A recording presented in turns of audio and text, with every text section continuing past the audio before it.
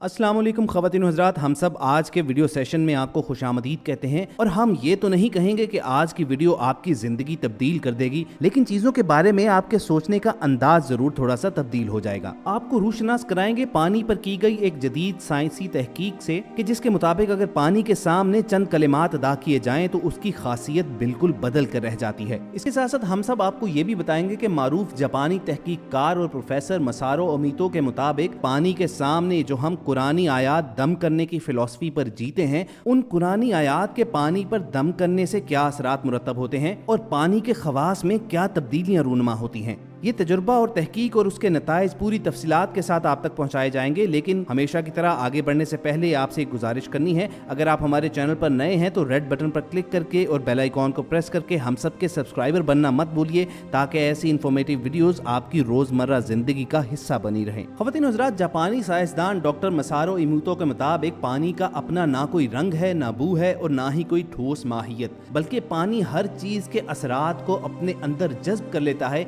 और जिस चीज में डालो वही माहियत इख्तियार कर लेता है। वाज़ेह रहे कि प्रोफेसर मसारू इमोतो एक तहकीकी इंस्टीट्यूट चलाते हैं और वो गुज़िश्ता 20 साल से पानी की खसूसियात और उस पर असरअंदाज होने वाले अवामिल, बिलखुसूस कुरानी आयात की असर पजीरी और इंसानी रूह पर उसके होने वाले असरात का मुतालिया कर रहे हैं। उन्होंने इस ज़मीन में कई अहम तहकीकात भी की हैं और इसके नताइज अपनी किताब the hidden message in water में बयान किए हैं। प्रोफेसर मसारू इमोतो की ये किताब उर्दू में ट्रांसलेट होकर पानी के अजायबात के नाम से हमारे मुल्क में दस्तयाब है, जिसे पढ़कर हमें पानी के ऊपर शुक्र और नाशुक्री के अल्फाज के हैरान कुन असरात का अंदाजा होता है। पानी पर कुरानी आयात को दम करने से क्या असरात मुरतब होते हैं, ये तो आगे चलकर आपको बताएंगे। पहले आपको बताते हैं कि पानी के सामने अगर कुछ दुनियावी कलिमात बोले जाएं तो उसकी खुसूसियात पर क्या तब्दीलियां देखने में आती हैं। इस जापानी साइंसदान ने अपनी तहकीक का आगाज पानी को अपनी लेबोरेटरी में बर्फ के जर्रात यानी क्रिस्टल्स की शक्ल में जमाने से किया। इस मकसद के लिए उसने डिस्टिल्ड वाटर, नलके के पानी, दरिया और झील के पानियों के नमूने लिए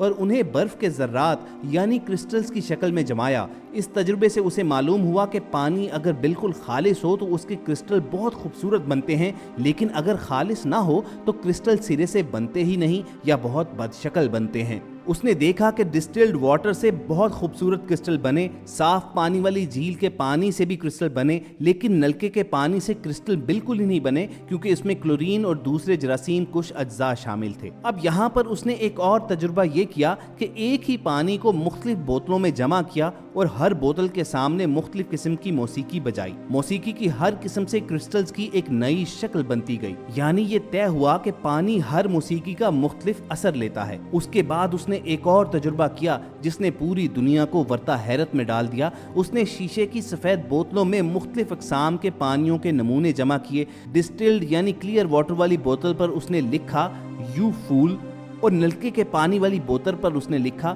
थैंक यू, यानी खालिस पानी को हकारत अमेज जुमले से मुखातिब किया और नलके के नासाफ पानी को शुक्रगुजारी के अल्फाज से, और उन दो बोतलों को लेबॉर्ट्री में मुख्तलिफ मकामात पर रख दिया। अब लेबॉर्ट्री के तमाम मुलाजमीन से ये कहा गया कि जब भी इन बोतलों के पास से गुजरो तो यू फूल वाली बोतल के पानी को देखकर कहो यू फूल, और थैंक यू वाली बोतल के पास ठहर कर सीने पर हाथ रखकर झुक जाओ और बड़ी शुक्रगुजारी के साथ उसके सामने बोलो थैंक यू। ये अमल 25 दिन जारी रहा। 25वें दिन दोनों बोतलों के पानियों को बर्फ बनाने के अमल से गुजारा गया तो नताइज हैरान कुन थे। इस तजुर्बे के नताइज के मुताबिक डिस्टिल्ड यानी क्लियर वाटर से, जो कि खालिस पानी था और इससे पहले इसी पानी से बहुत खूबसूरत क्रिस्टल बने थे, लेकिन अब इसमें क्रिस्टल तो बन गए लेकिन इंतहाई बदशक्ल। डॉक्टर इमोतो के मुताबिक ये क्रिस्टल उस पानी के क्रिस्टल से मिलते जुलते थे जिन पर एक मर्तबा उन्होंने शैतान लिखकर रख दिया था। नलके वाले पानी जिससे पहले क्रिस्टल बिल्कुल नहीं बने थे, लेकिन इस मर्तबा उस पर थैंक यू लिखा हुआ था और कई लोग 25 दिन तक इस पानी को देखकर थैंक यू कहते रहे थे, तो इस पानी से इस बार बेहतरीन और खूबसूरत क्रिस्टल बन गए। उसका वाज़ेह मतलब ये था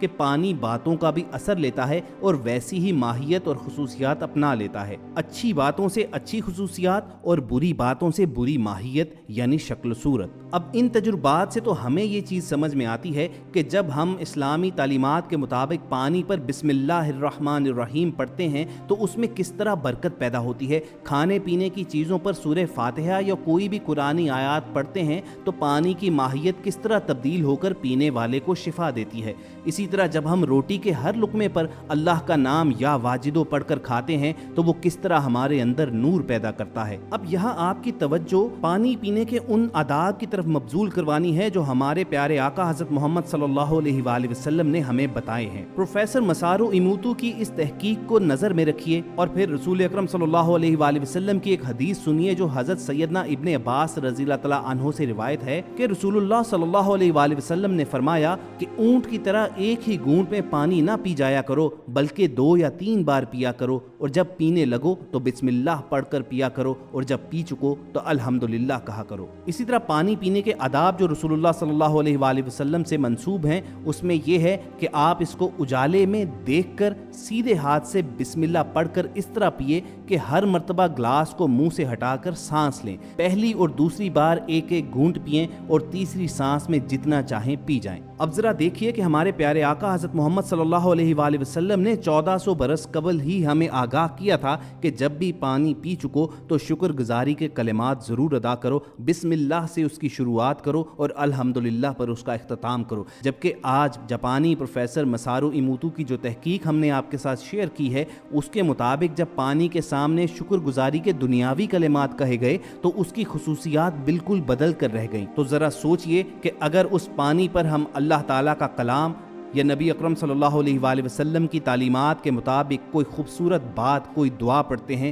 تو اس کے فوائد کیا ہوں گے۔ اور ناظرین، اس بات کو جاپانی پروفیسر مسارو ایموتو بھی مانتے ہیں۔ ان کا کہنا ہے کہ اللہ تعالیٰ کا بابرکت نام لینے اور پانی پر دم کرنے سے اس کی خاصیت تبدیل ہو جاتی ہے۔ اس کے علاوہ انسانی کلام میں استعمال کیے جانے والے بدترین اور بہترین کلمات سے بھی یہی اثر رونما ہوتا ہے۔ پروفیسر کا کہنا ہے کہ ان کی جانب سے پانی پر کی جانے والی تحقیق کے بعد یہ راز آشکار ہوا کہ جب پانی پر قرآن کی آیات اور خاص طور پر بسم اللہ الرحمن الرحیم پڑھ کر دم کرنے کے بعد اس قطرے کا انتہائی طاقتور دوربین سے معائنہ کیا گیا تو انکشاف ہوا کہ پانی کے قطرے نے اپنی شکل پھول کی طرح بنا لی اور ایسا دکھائی دے رہا تھا کہ پانی کے قطروں نے کلام الہی کا اثر قبول کیا ہے۔ جبکہ یہ بھی ریکارڈ کیا گیا کہ جب پانی کے ان قطروں پر شیطانی کلمات یا گالیاں اور برے الفاظ بکے گئے تو دوربین کی مدد سے یہ دکھائی دینے لگا کہ پانی کے اس قطرے نے اپنی ماہیت تبدیل کر لی اور اس کی حیت انتہائی خراب دکھائی دینے لگی، یعنی پانی نے ان شیطانی اور خراب کلمات کا بھی اثر لیا ہے۔